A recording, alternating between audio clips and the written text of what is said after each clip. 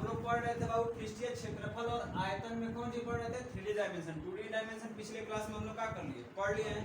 Formula उसमें सारा का सारा लिखवा दिए हैं। उस पे सवाल पूछता है, क्षेत्रफल देगा, परिमाप पूछेगा, परिधि देगा, त्रिज्या पूछेगा। इस तरह से इसमें इसे इधर उधर करके पूछता रहता है, ठीक है। 3D डायमेंशन में हम लोग घन पढ़ लिए थे, घनाभ भी इसको पढ़ लिए थे। घनाभ में बताया था बाबू, घनाभ का आयतन क्या होता है, लंबाई गुणे चौड़ाई गुणे।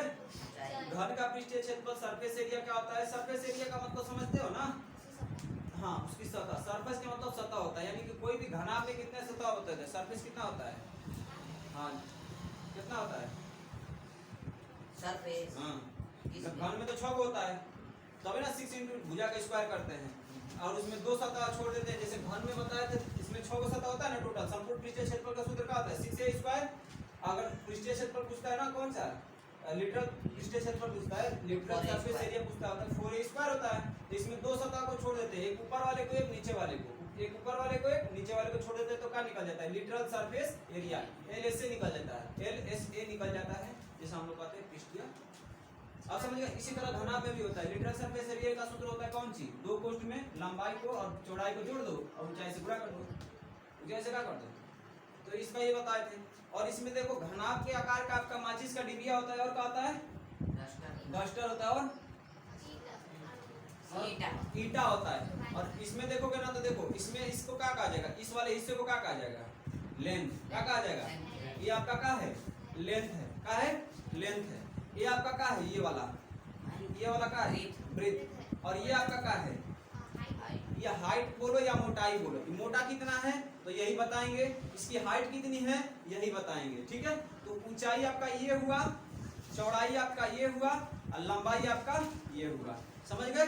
तो अगर पूछेगा तो सब बता दोगे ना, तो इसमें ये सारा टोटल होता है। और इसमें आपको सवाल देगा, ठीक है, कहेगा सवाल में कहता है क्या है ना, सुनिए ध्यान से समझिए। कहेगा घनाभ की लंबाई दे देगा, चौड़ाई दे देगा, ऊंचाई दे देगा। अच्छा मोटाई कहीं कहीं लिखा रहेगा तो मत समझिएगा सर जी मोटाई क्या होता है। मोटाई का मतलब बहुत लोग क्या कह देते हैं, चौड़ाई होता है। मोटाई का मतलब चौड़ाई होता है, जैसे मैं ये कहा था। तो समझ गए ना बाबू, ये घनाभ के लिए केवल जैसे 3D डायमेंशन में घनाभ पढ़ोगे तो मोटाई को ही क्या कहा जाता है, ऊंचाई का। समझ गए, कंफ्यूजन नहीं ना होगा, पेपर में ऐसे करोगे नहीं ना, एक वादा करो। समझ गए कि नहीं समझ गए, हाँ। तो इसमें ऐसा मत करना, ठीक है। तो इसमें यही होता है बाबू, लंबाई देगा, चौड़ाई देगा, या तो इसको गायब कर देगा, इसको गायब कर देगा, लंबाई चौड़ाई देगा, परिधि दे देगा, परिमाप इसका वैल्यू दे देगा, घनाभ का आयतन दे देगा। क्या करेगा, आयतन देगा। तो इस तरह के सवाल को ऐसे बनाता है किसमें, 3D डायमेंशन में। हम पहले इसको 3D का जितना जितना होता है उसको पढ़ लेते हैं। जैसे फार्मूला बेलन का हो गया, और क्या हो गया, गोला, छिन्नक, इसको सारे को पढ़ लेते हैं। इस पे सारे पर सवाल लगा लेते हैं, तब जाके किताब में ढुकेंगे। किताब में क्या होता है, वही भाषा लैंग्वेज के हिसाब से देता है। हम इस तरह से आपको अंकीय समझाएंगे, जब अंकीय कर लोगे तो भाषा अगर कोई बोलेगा तो भाषा में बता दो तुम्हें, ठीक है। भाषा में अगर कोई देगा तो उसमें भी हम लोग उसको पढ़ के समझ के कर लेंगे। तो हम लोग पहले अंकीय पढ़ेंगे, ठीक है, समझ नहीं समझ, पहले न्यूमेरिकल पढ़ेंगे, फिर उसके बाद से लैंग्वेज वाला पढ़ेंगे, तब जाके आपका किताब का सवाल लगाएंगे। उसे किताबी का ही लैंग्वेज वाला पढ़ेंगे। तो समझ गए कि नहीं समझ गए। तो इस तरह से हम लोग घनाभ पढ़ लिए थे। अब इसके बाद से क्या पढ़ना है, बेलन पढ़ना है। हेडिंग दो, बेलन, बेलन हेडिंग है। बेलन को क्या कहते हैं, सिलेंडर कहते हैं। मोदी जी का समृद्धिया बेलन या बेलन बोल सकते हो, आपको बोल सकते हो, हाँ दोनों मतलब समृद्धिया बेलन बोलिए या बेलन, ठीक है, दोनों को सिलेंडर बोलते हैं, ठीक है। अब आगे समझिए, इसमें क्या होता है, कोई ठोस होता है जिसका अनुप्रस्थ काट होता है, जिसका क्या होता है, अनुप्रस्थ काट होता है। क्रॉस सेक्शन होता है। क्रॉस सेक्शन का मतलब समझते हो, जैसे मान लो कोई आपका क्या है, उस चीज है उसको दोनों तरफ से ऐसे काट दोगे तो इसी संरचना दिखेगा। पढ़ाए थे तभी ना फिर से पढ़ा रहे हैं, आप पढ़ो तो बढ़िया से ना पढ़ना पड़ता, बताओ तो, ठीक। इसे ही कहेंगे सिलेंडर। क्या होता है बाबू, तो समझिए, यह एक ठोस का जिसका क्या होता है, एक ठोस होता है जिसका अनुप्रस्थ काट होता है, ठीक है। यह आपका समवृत्ताकार होता है, जितना ऊपर वृत्त का जो होगा क्षेत्रफल होगा उतना ही नीचे भी होता है। ठीक, इसमें क्या होता है बाबू, अगर इसे कोई पूछ देगा तो क्या कहोगे, या अगर कोई बेलन का परिभाषा पूछ दिया तो क्या कहोगे, तो लिख देना, कह देना कि यह एक क्या होता है, यह एक ठोस का अनुप्रस्थ का होता है, ठोस का अनुप्रस्थ काट समवृत्ताकार, अनुप्रस्थ काट समवृत्ताकार,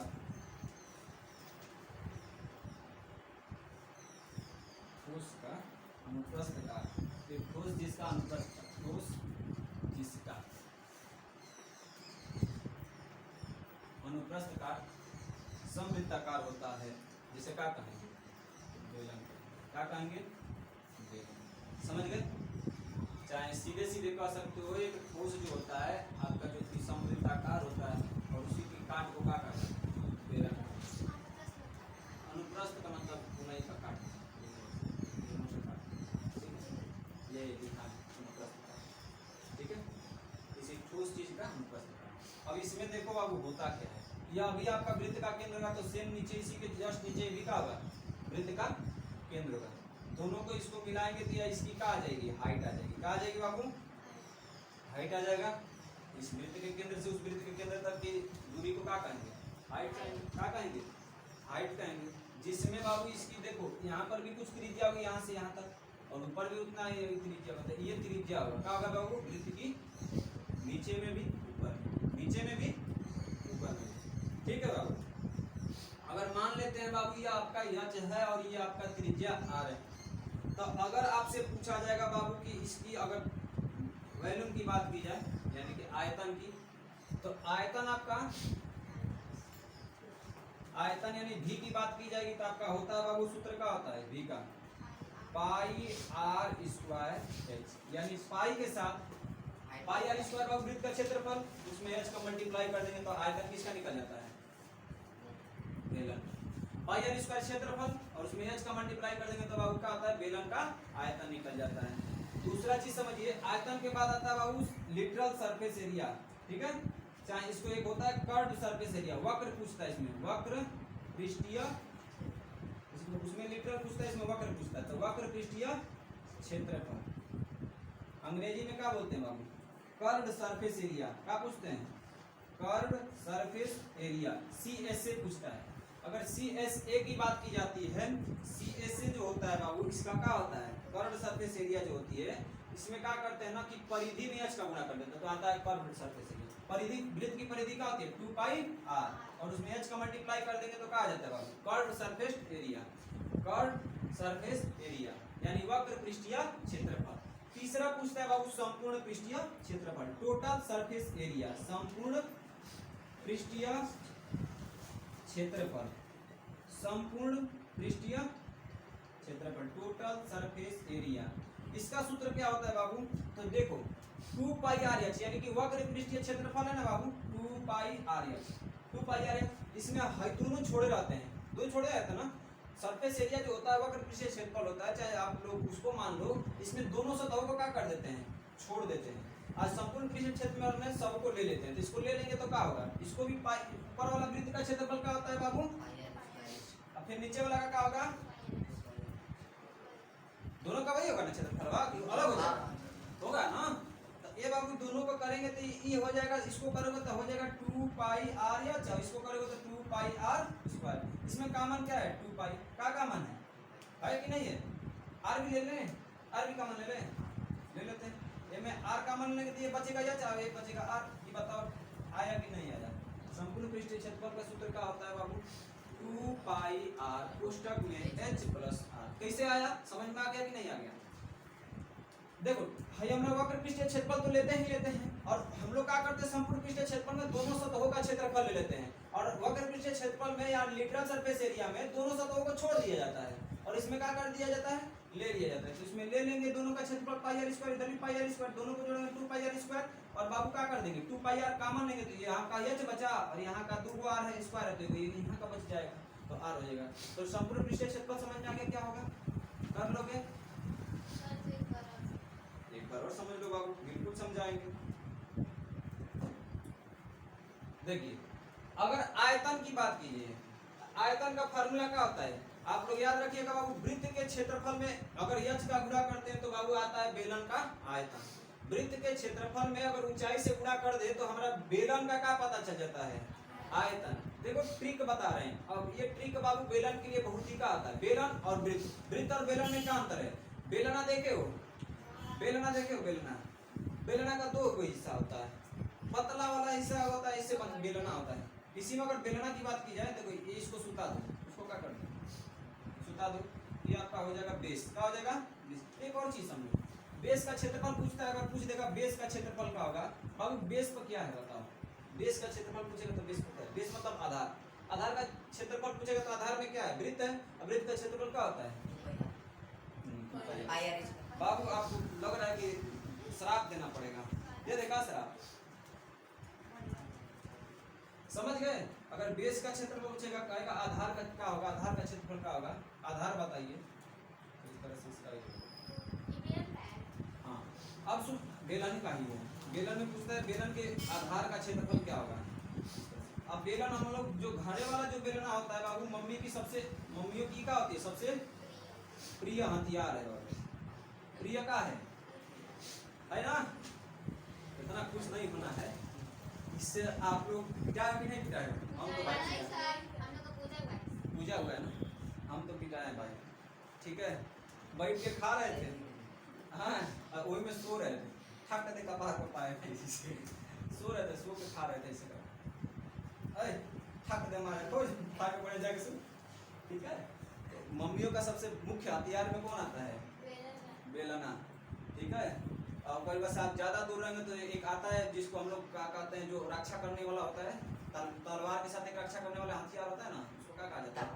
जो रोकने वाला है, ढाल। तो बाबू ये आपका मम्मियों का तलवार होता है, वो ढाल बाबू चौकिया होता है, तुरंत वहू से बाहर करती है, ठीक है, ठीक है। अब समझो बाबू, अब फिर से समझा रहे हैं, ध्यान से समझो। बेलन के लिए आपको इस पर सवाल भी कराएंगे, अभी बेसिस करा दे रहा हूँ। देखिए, आधार अगर पूछेगा कहेगा कि बेलन का आधार का क्षेत्रफल क्या होगा, तो बेलन का आधार का क्षेत्रफल क्या होता है बाबू? क्योंकि क्यों होता है? क्योंकि बाबू आपका बेस इसमें वृत्त होता है, बेस क्या होता है? वृत्त होता है। आयतन की बात की जाएगी तो बाबू बेलन के आयतन को आप लोग माइंड में हमेशा सेट करे रहिएगा ना, कि आयतन अगर बेलन का पूछेगा ना तो वृत्त का क्षेत्रफल में बस यच जोड़, मतलब यच का गुणा कर देंगे तो हमारा क्या पता चल जाएगा, समझ गए? याद करना है, बस सवाल लगाओगे ना, 4-5 को सवाल इस पर बस अपने मन से अंकीय सवाल लगाओगे तो एकदम पूरा क्लियर हो जाएगा, कॉन्सेप्ट एकदम क्लियर, कॉन्सेप्ट क्लियर हो जाएगा। आयतन की बात की जाएगी तो बस याद रखना कि वृत्त के क्षेत्रफल पाई आर स्क्वायर होता है, उसमें एच का मल्टीप्लाई कर देंगे तो पूरा बेलन का क्या पता चल जाएगा, आयतन। आयतन का मतलब बताया था ना कि बाबू, इसके आयतन का मतलब क्या होता है? अंदर का क्षेत्रफल क्या होता है? अरे बकलू, आयतन का मतलब पूरा हाई बार, समझ रहे हो ना, पूरा हाई बार यहाँ से लेके यहाँ तक, ये पूरा क्या हो जाएगा आयतन। इसमें मतलब समझ, हाँ, अगर बात की जाए ना तो इस ठोस में कितना लकड़ी है, इस ठोस में कितना लकड़ी है, अगर ठोस चीज लकड़ी का है या ठोस चीज अनुप्रस्थ काट जो है किसका है, अगर लकड़ी का है तो इसके अंदर कितना लकड़ी का भाग है उसको क्या कहेंगे, आयतन कहेंगे, समझ गए? अच्छा, इस तरह से अगर खोखला ले लोगे तो इसमें कितना पानी भरा जाएगा वो उसका क्या हो जाएगा, वॉल्यूम हो जाएगा, समझ गए कि नहीं समझ गए? आगे समझिए, इसमें आगे समझो, अगर आप वक्र पृष्ठीय क्षेत्रफल, इसको बोलते हैं कर्व सरफेस एरिया, अगर वक्र पृष्ठीय क्षेत्रफल की बात की जाएगी तो बाबू याद रखना, कर्व का मतलब इस वाले हिस्से को छोड़ दो और इस वाले हिस्से को छोड़ दोगे और h का मल्टीप्लाई कर दो, तो परिधि का होता है वृत्त का 2 पाई r, और जब परिधि में बाबू h का गुणा करते हो तो वक्र पृष्ठीय आता है, अब जब क्षेत्रफल में h का गुणा करते हो तो आयतन आता है। दो चीज, दो फार्मूला से याद हो गया। उसके बाद से संपूर्ण पृष्ठीय क्षेत्रफल में क्या होता है, टोटल सरफेस एरिया। बाबू जो वक्र पृष्ठीय क्षेत्रफल होता है ना वह, उसके बाद से प्लस क्या कर देते हैं, ऊपर और नीचे का क्षेत्रफल, ऊपर और नीचे का क्षेत्रफल पकड़ लेते हैं, इसमें छोड़ देते हैं, इसमें पकड़ लेते हैं, तो पकड़ेंगे तो ऊपर का पाई आर स्क्वायर, नीचे का पाई आर स्क्वायर, दोनों को जोड़ेंगे तो 2 पाई आर स्क्वायर होगा। इसमें 2 पाई आर कॉमन दिख रहा था, यहाँ से ये कॉमन दिख रहा था और यहाँ से इसमें ये कॉमन दिख रहा था, तो जब उठाएंगे, जब कॉमन करेंगे, कॉमन का मतलब दोनों, कॉमन का मतलब क्या आता है, दोनों में वो चीज हो, समझ रहे हो ना, है कि नहीं है? अगर हमारा गौरव लड़का से अगर कॉमन कराया जाए तो हमारा मुंह उसका मुंह एकदम एक जैसा होना चाहिए, समझे कि नहीं समझे? तो 2 पाई आर, इसमें बाबू एच बचा, इसमें क्या बचा, आर बचा, तो ये आपका क्या हो गया, किसके लिए सूत्र हो गया, तो टोटल सरफेस एरिया आ गया, टोटल सरफेस एरिया आ गया। अब आप लोगों के लिए बाबू एक देते हैं सवाल, कर लोगे कि नहीं कर लोगे? देखो ये अगर एच आपका मान लो 12 सेंटीमीटर है और आर आपका बाबू 7 सेंटीमीटर है, तो हमको ये टोटल निकाल के दिखा सकते हो। हाँ, सवाल को रखना है, पाई का मान 22/7 लेना है। पाई का मान कितना लेना है? 22/7। ये हमको आधार निकाल के दिखा दो, आयतन निकाल के दिखा दो, सीएस से निकाल के दिखा दो और टीएस से निकाल के दिखा दो, और इतना करने के बाद हमको दिखाओ, हम आपको सब कराएंगे, ठीक है। सनी आगे बढ़िए। देखिए बाबू, इसमें हम लोग आपको बता दिए थे क्या कि इसकी त्रिज्या बाबू 7 सेंटीमीटर है और इसका ऊंचाई 12 सेंटीमीटर है, तो हम लोग को ये आपका बेस बताना। अगर बेस पूछेगा तो बेस क्या होगा बताओ?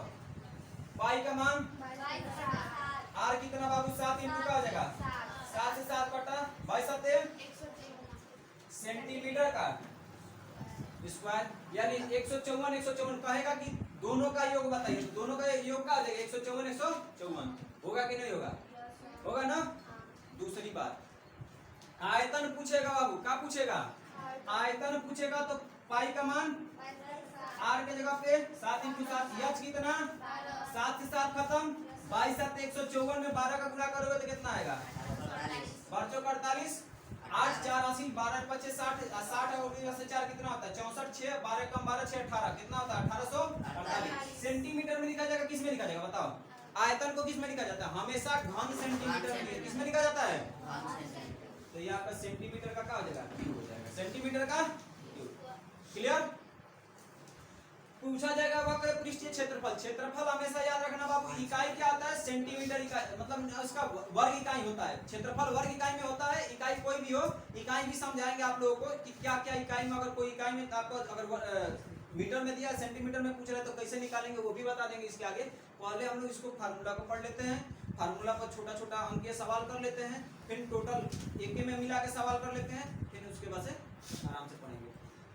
सीएस से पूछेगा तो सीएस से क्या होता है बाबू? आपका 2 पाई आर एच होता है, तो 2 है सूत्र का, तो 2 लिखेंगे, पाई का मान आर का मान 7 और एच का मान 12। बताओ 7 से 7 बाबू 22 दूनी 44, चाहे 22 7 54, 154 में कितना कर देना है? 2 7 क्यों लिखे? 2 7 कहाँ लिखे हैं? 2 7 नहीं लिखे हैं। 7 7 1 नहीं, 1 रहेगा। 22 7 154 में बाबू 2 का मल्टीप्लाई, चाहे 12 दूनी 24। Sir ji 2 by R H है, आर स्क्वायर नहीं है। सॉरी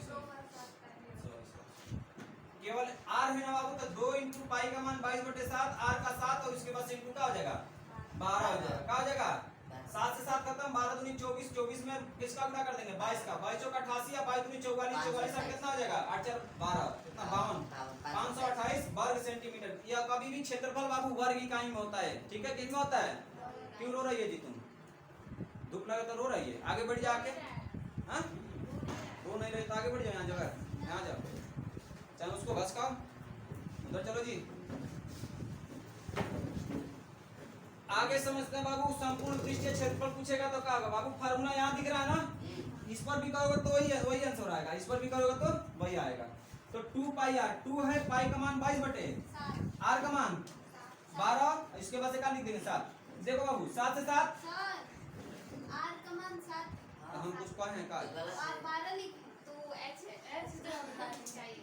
ठीक बाबू, आपके बात ये सुन रही है, देख नहीं रही।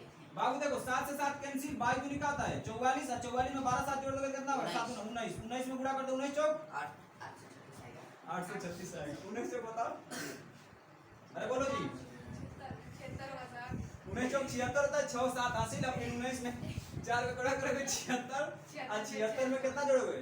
7 जोड़ दोगे, ठीक है? कितना हो जाएगा? 83 हो जाएगा। 20 किसमें होगा? कौन सा इकाई होगा बाबू? वर्ग सेंटीमीटर। तो इस बेसिस पे सवाल बाबू पूछेगा, कभी दे देगा बाबू आपका क्षेत्रफल दे देगा, एच पूछेगा, आर पूछेगा, ऐसे करके। अभी हम लोग बस अंकीय सवाल कर, वही होता है बाबू, ये आपका दिख रहा है ना, ठीक है? इसमें वक्र आ जाता है, कहा जाता है या पार्श्व, समझ गए? तो समझे कि नहीं समझे? हाँ ठीक है, चलो आगे बढ़ते हैं, आगे बढ़ते हैं।